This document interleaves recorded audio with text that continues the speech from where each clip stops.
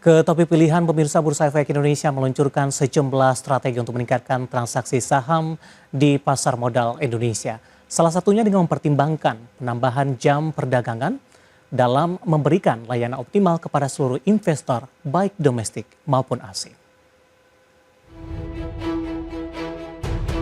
Bursa Efek Indonesia terus menggodok berbagai strategi untuk mendongkrak transaksi perdagangan saham serta memperkuat struktur pasar modal Indonesia. Sejumlah langkah sudah dipersiapkan. Terbaru, Bursa Efek Indonesia tengah mengkaji penyesuaian jam perdagangan saham yang bisa dimulai lebih awal pukul 8 waktu Indonesia Barat dan jam penutupan perdagangan diperpanjang hingga pukul 5 waktu Indonesia Barat. Direktur Pengembangan Bursa Efek Indonesia Jeffrey Hendrik mengatakan kajian dilakukan sebagai upaya meningkatkan pengalaman pasar saham, memperluas likuiditas dan memberikan layanan optimal kepada seluruh investor baik domestik maupun asing. Penyesuaian jam perdagangan ini meliputi berbagai kemungkinan dan semua skenario masih dalam tahap kajian dan belum ada keputusan final.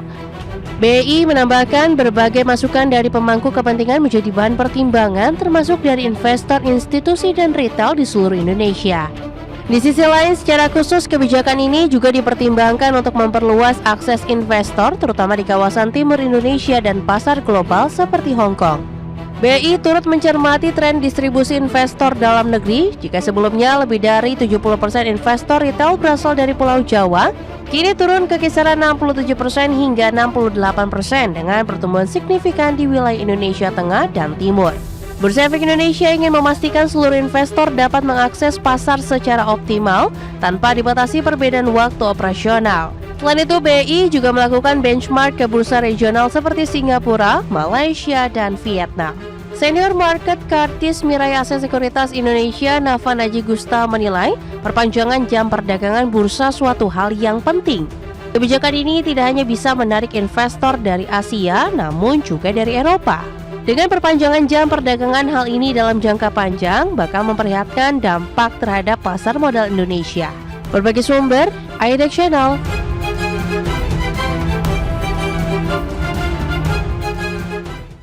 Kita beralih ke informasi emiten pilihan, pemirsa, di mana PT Aspirasi Hidup Indonesia Tbk atau ACES memastikan akan membagikan dividen tahun buku 2024 sebesar 579,87 miliar rupiah, di mana jumlah tersebut setara dengan 65% dari torehan laba bersih di 2024.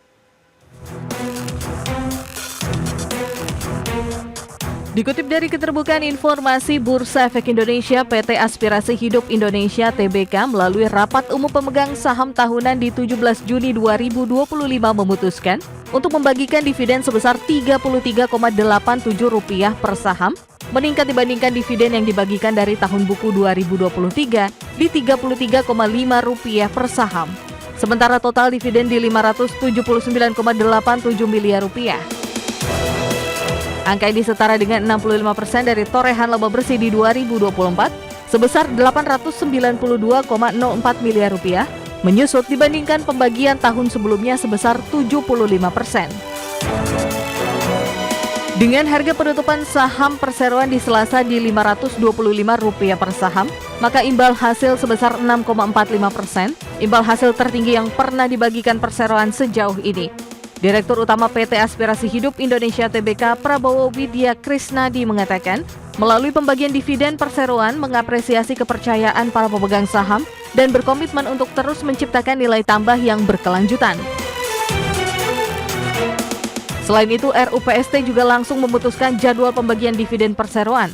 Adapun KUM dividen di pasar reguler dan pasar negosiasi di 25 Juni 2025, ex dividen di pasar reguler 26 Juni 2025, sementara KUM dividen di pasar tunai di tanggal 30 Juni 2025, ex dividen di 1 Juli 2025.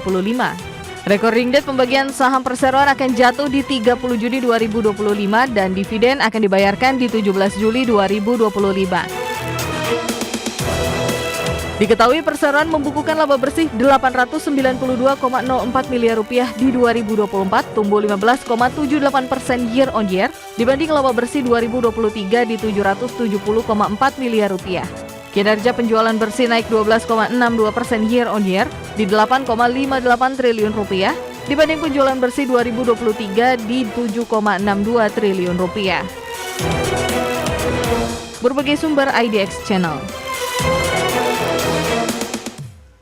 Secara intraday pemirsa, saham ACES sempat menguat di sesi pertama, kemudian mengalami pelemahan dan di jelang penutupan perdagangan sesi kedua hari ini lebih cenderung bergerak flat di tengah pelemahan dalam indeks harga saham gabungan.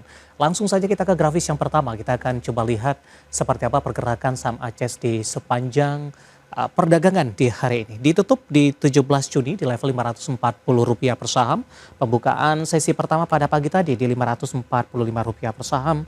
Beberapa menit pasca pembukaan mengalami penguatan signifikan hingga ke Rp550 per saham. Pasca menyentuh ke level ini, saham ACES berbalik arah ke zona merah, tertekan hingga ke 535 intraday terendah hari ini. Dan di penutupan sesi pertama siang tadi kembali ditutup di zona hijau di level 545 dan di pembukaan sesi kedua masih bergerak di zona hijau tapi penguatan lebih ke arah terbatas. Saat ini saham ACES bergerak flat di 540 dengan intraday tertinggi di 550 dan terendah di 535. Kita beralih ke grafis selanjutnya, pergerakan saham ACES dalam beberapa bulan terakhir pemirsa, mulai dari perdagangan di Desember hingga perdagangan hari ini. Ya, di 18 Desember masih bergerak di level atas di 830-an, Februari, Maret hingga April ini mengalami tekanan yang cukup dalam. 450 disentuh ketika indeks harga saham gabungan mengalami koreksi dalam dan pemberlakuan trading halt pada saat itu. Kemudian di Mei mencoba untuk bangkit ke 525, kemudian di perdagangan hari ini di 540 dan posisi yang sama atau bergerak flat di beberapa menit jelang penutupan sesi kedua hari ini. Beralih ke grafis selanjutnya, valuasi dengan beberapa indikator yang ada untuk saham PT Aspirasi Hidup Indonesia Tbk. Ya, price to earning ratio-nya di 16,47 kali, PSR-nya di 1,09 kali, PBV-nya di 141 kali dan PCFR-nya di 28,13 kali. Kombinasi secara fundamental, teknikal, dan juga dari sisi valuasi dan semoga bisa menjadi salah satu referensi untuk Anda. Kita akan jeda kembali dan tetap di tempat Anda. Setelah ini kita akan review jalannya perdagangan di sepanjang hari ini, di mana indeks harga saham gabungan kembali mengalami koreksi dalam dan sempat meninggalkan level 7.100-an. Kami akan segera kembali sesaat lagi.